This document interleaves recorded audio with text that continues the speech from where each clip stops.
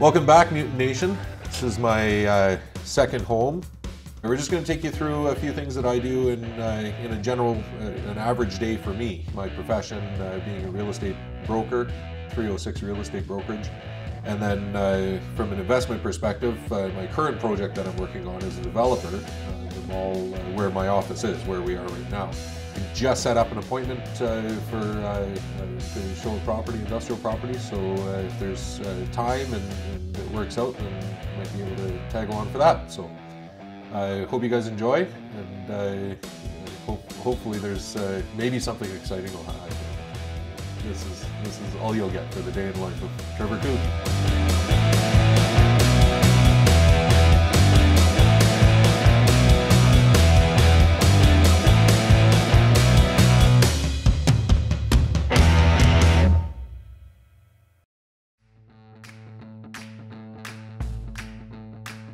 Investing in real estate was something that I was kind of exposed to after I got my real estate license, actually. I was helping a gentleman out from BC buy a property in Swift Current. And basically what he was doing was getting the current owner to finance a portion of the purchase price, so he didn't have to come up with the down payment, and then the bank would finance the rest. And essentially it's just a way to make a real estate transaction work with two mortgages on the property, one being held by the current owner. While I was learning from this guy, I thought, like, I have no money. the same as a lot of people, but if he doesn't need any money to buy this building and I have no money, then maybe I can buy this building. And that was my first investment. And so a couple of the bigger projects that I did was buying an empty accounting office downtown, 9,000 square foot accounting office, and built it into the Swift Current Business Center. So we had one common reception, and then people rented individual offices from us. That worked out really well, and then somebody came in and wanted a big portion of the building, so they ended up buying the whole thing off me, and they still run it as a business center, but they house a big part of it. Like I say, not all of them have been successful, but you have to walk out on that ledge and sometimes see where fate will take you. And generally, if you put in the work and you put in the effort, and it's you know, some smart or somewhat of a controlled investment, then you have that give and take, and you can make it work. All right, so as I said, the investment that I'm working on right now is the Carmel Mall. We've been able to move in some tenants, and we've got some construction going on right now. So why don't we go have a look?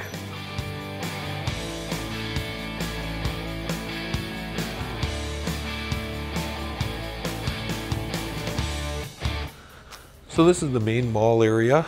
We've got a bunch of new tenants actually that we've been able to put in here. We've got some retail downstairs, office space upstairs, 2,400 square feet on the other side here that we're just currently working on, and then on the other side of that we've got a new tenant moving in. So we'll go look at the construction there. My investment style, and everybody has a different style, but mine is to buy something that is empty or run down or needs a lot of work, and to build that equity, to fix it up or fill it up with tenants and build that cash flow, and then build that equity and have something of value that I'm sitting on at that point. So this area we don't have a tenant for yet. It's going to be a nice wide open space. I'm going to try and sell you guys on it in case I can use this as an advertising tool. Yeah, I mean, it's going to be a nice big space, 2,400 square feet opening up into the mall, and the windows on both ends. Really excited. We demoed this whole area and it really opened it up so we can show prospective tenants. And then in here, this is going to be closed off.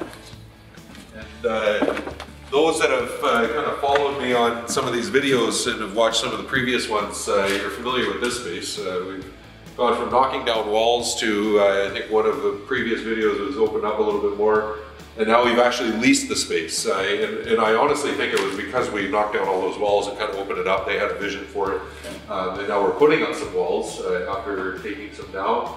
It's going to be a wide open space. It's called a play cafe, so it's going to be open space for kids to run around. There's going to be a couple of play structures, some birthday party rooms, a climbing wall, a basketball net, that kind of thing. And then over in the corner, there's going to be a little kitchenette for hot coffees and sitting area for the parents to visit while their kids burn off some energy. So we're excited to have a nice big anchor tenant in here. And a couple more of them, and this place will actually be a wise investment. Looking at the time, it's just coming on 2 o'clock now. I've got to go show an industrial property, so you guys can come along and see how I try and sell some real estate.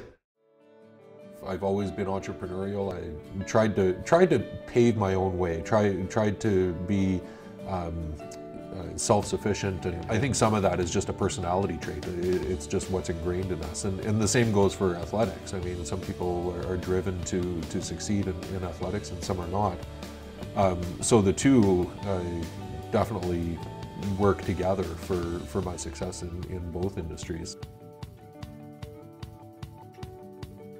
I guess the drive to get into real estate was based on the fact that family was already in it. It was totally on a whim, and definitely a huge risk. I had a new daughter, no previous sales experience, but jumped in with both feet. And by 2007, I owned my own brokerage. I had started a property management company, which had grown to managing in 5 different cities in Saskatchewan. At one point, I had 42 sales staff and employees, managing all kinds of properties and selling all kinds of real estate throughout the province. Eventually, it really put a strain on things. Time is more valuable than anybody really realizes, I find. And if you're investing all of that time in other things, then you don't have any time left for things that might truly matter to you, which is the stuff that you enjoy and your family and those types of things. And now I'm down to a one-man show myself. It's a lot more time that I can invest in myself, that I can put towards the things that I want to do. Traveling with Mutant, traveling with the board of directors that I sit on, learning, investing in myself physically and in my family, and it's a much better balance. From an investment perspective, this, it's, like I say, $12 a square foot on just over 5,000 square feet. So is that triple net, or? That's triple net. So the tenant will pay all the expenses over and above that. That's you're putting that in your pocket. So building as a whole is just over 5,000 square feet. So you're just under 5,000 in this area, about 600 square feet in the front office area that we just walked through. If you guys were willing, we'd close on the deal on this.